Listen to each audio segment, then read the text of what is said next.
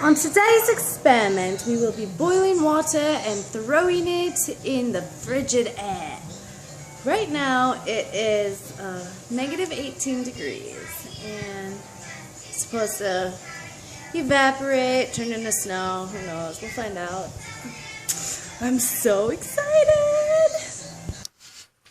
It's cold. I better go get the water.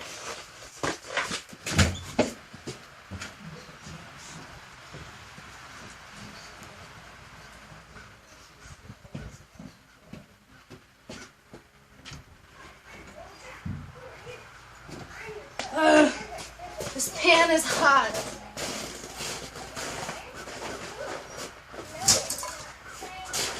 How neat is that?